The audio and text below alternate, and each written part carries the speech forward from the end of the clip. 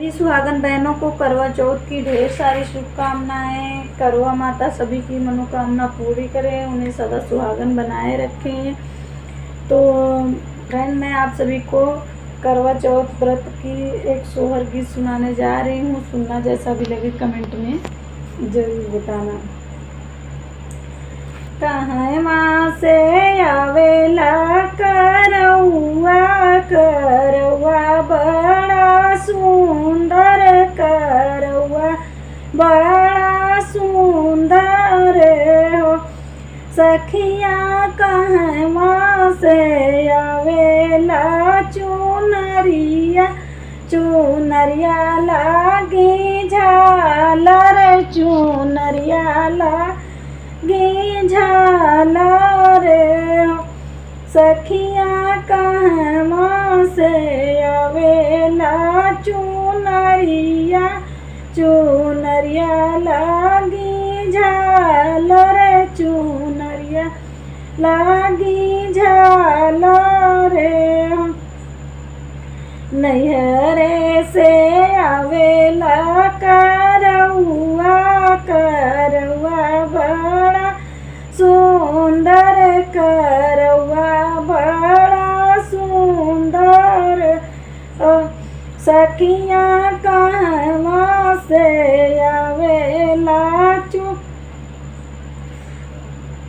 सखिया ससुरे से आवेला चुनरिया, चुनरिया लागी झालर, चुनरिया लागी झालर हो। सखिया ससुरे से आवेला चुनरिया, चुनरिया लागल झालर, चुनरिया लागी झालर। के करे होई अज पूजन मात मांगई सब मांगन, मात मांगई सब मांगन माऊ।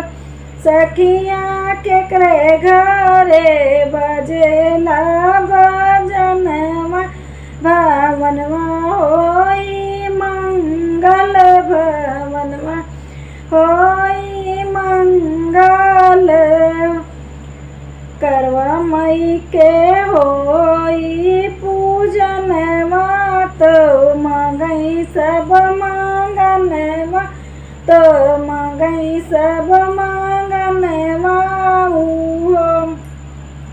सखिया हमरे घरे बजेला भजनवा, भवनवा होई मंगल, भवनवा होई मंगल। सखिया हमरे घरे बजेला भजनवा, भवनवा होई मंगल, भवनवा होई मंगल। तेरे भोरे ही जागा मैं तो सरगी खिया, मैं तो सरगी खिया माई।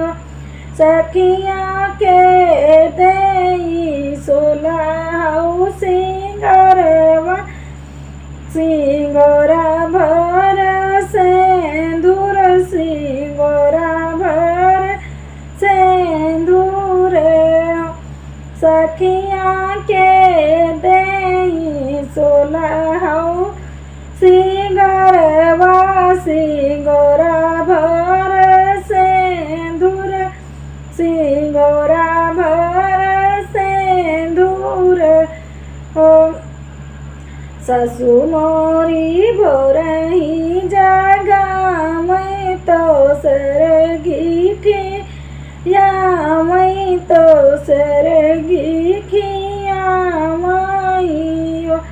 सखिया पिया देई सोलह सिंगरवा, सिंगोरा भर सेंदूर, सिंगोरा भर सेंदूर। प्रेम सखिया पिया दे सोलहु सिंगरवा सिंगोरा भर से धुर सिंगोरा भर से